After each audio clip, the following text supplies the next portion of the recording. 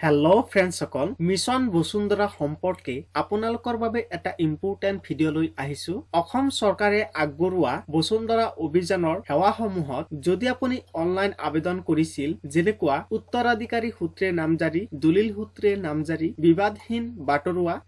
বিঘাতকৈ কম ভূমি কৃষি ভূমিৰ পৰা অকৃষি ভূমিলৈ পুনৰ পৰিৱৰ্তন আবণ্টিত মাটি মেদি পট্টালৈ পৰিৱৰ্তন একচনীয়া পট্টাৰ পৰা মেদি পট্টালৈ পৰিৱৰ্তন দখলস্বত্ব নথকা পট্টাদাৰৰ নাম পট্টাৰ পৰা কৰ্তন পট্টাদাৰৰ মোবাইল নম্বৰৰ অদ্যবধীকৰণ মূল ভূমি নথিৰ অদ্যবধীকৰণ বা সংশোধন এই সেৱাসমূহত আবেদন কৰাৰ পিছত বৰ্তমান আপোনাৰ অনলাইন এপ্লিকেশ্যন বা আবেদনসমূহ এপ্ৰুভ হল নে ৰিজেক্ট হল বা ডিসপোজ হল আপুনি অনলাইনৰ মাধ্যমত সবিশেষ চাব পাৰিব অনলাইনৰ মাধ্যমত কেনেকৈ চাব লাগে আপোনালোকক এইটো ভিডিঅৰ সহায়ত দেখুৱাই দিম তাৰ আগতে আপোনালোকৰ ওচৰত এটা অনুৰোধ ভিডিঅটো প্ৰথমৰ পৰা শেষলৈ মনোযোগ সহকাৰে চাই থাকিব প্ৰথমে আপোনাৰ এন্ড্ৰইড মোবাইল নাইবা ল্যাপটপত থকা যিকোনো ইন্টাৰনেট ব্ৰাউজাৰ ওপেন কৰিব ওপেন কৰাৰ পিছত সাৰ্চ বাৰত bosundhara.assam.gov.in লিখি আপুনি সাৰ্চ কৰি দিব সাৰ্চ কৰি দিয়াৰ লগে লগে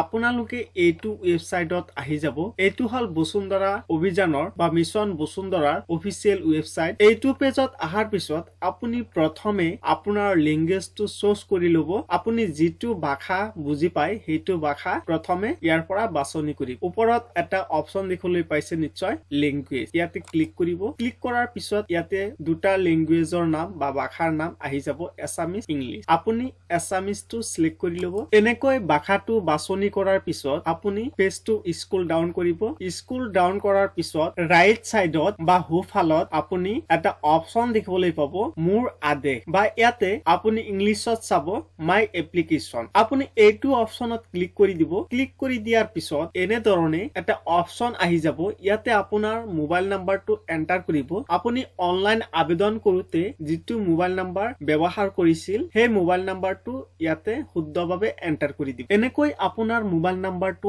এন্টাৰ কৰাৰ পিছত তলপিনে দুটা অপচন দেখিবলৈ পাব কেনসেল সেন্ড ওটিপি আপুনি সেন্ড ওটিপি অপচনত ক্লিক কৰি দিব সেন্ড ওটিপি অপচনত ক্লিক কৰি দিয়াৰ লগে লগে আপোনাৰ মোবাইল নাম্বাৰত ওটিপি সেন্ড হৈ যাব আৰু সেই ওটিপি নাম্বাৰটো ইয়াতে দিয়া বাকচ কেইটাত এন্টাৰ কৰিব লাগিব এনেকৈ আপোনাৰ ওটিপি এন্টাৰ কৰাৰ পিছত অটোমেটিকলি ওটিপি ভেৰিফাইড সাকসেসফুল হৈ যাব আৰু সাকসেসফুল হোৱাৰ লগে লগে আপোনাৰ এপ্লিকেশ্যন শো কৰিব আপুনি যি কেইটা সেৱাত অনলাইন আবেদন কৰিছিল সকলো কেইটা আবেদন ইয়াতে একেলগে শো কৰিব ইয়াতে আপুনি ভালদৰে লক্ষ্য কৰিলে চাব এক নম্বৰত এটা এপ্লিকেশ্যন কৰা হৈছিল এই সেৱাটোৰ নাম হৈছে ল্যান্ড এলটমেন্ট ইয়াতে পেন্ডিং ডেজ দেখুৱাইছে 81 মানে 81 দিন আৰু এই এপ্লিকেশ্যনটো সাবমিশন কৰা হৈছিল বা সাবমিট কৰা হৈছিল ডিসেম্বৰ মাহৰ 7 তাৰিখত এই এপ্লিকেশ্যনটো কোৱেৰি লিষ্টত আছে এই এপ্লিকেশ্যনটো ৰিজেক্ট হোৱা নাই এতিয়ালৈ তাৰ পিছত 2 নম্বৰত আৰু এটা এপ্লিকেশ্যন দেখিবলৈ পাইছে আপোনালোকে নিশ্চয় এইটো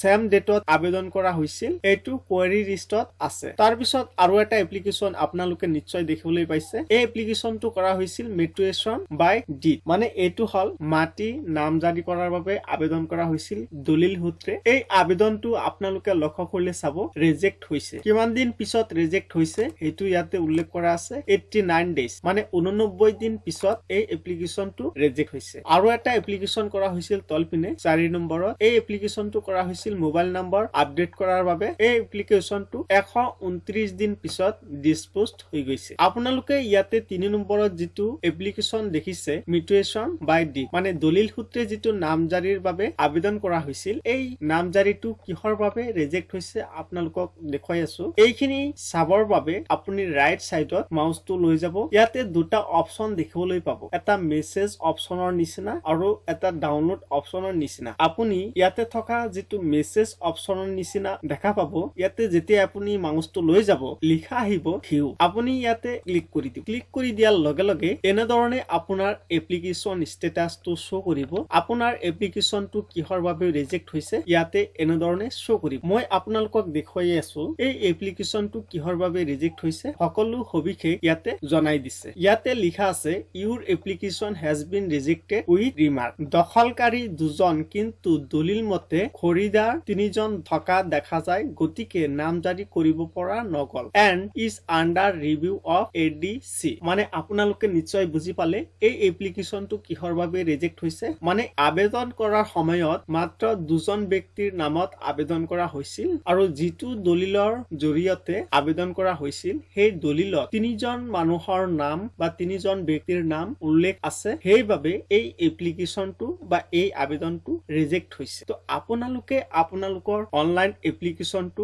এনেধৰণে চাব পাৰিব আপোনাৰ এপ্লিকেশনটো ৰিজেক্ট হল নে এপ্ৰুভ হল বা ডিসপোজড হল সকলোখিনি চাব পাৰিব গতিকে আপোনালোকৰ ওচৰত এটা অনুৰোধ ভিডিওটো চাই যদি আপোনালোকৰ ভাল লাগে তেনেহলে ভিডিওটো অৱশ্যই এটা লাইক কৰিব আৰু এই চেনেলটো সাবস্ক্ৰাইব কৰি ৰাখিব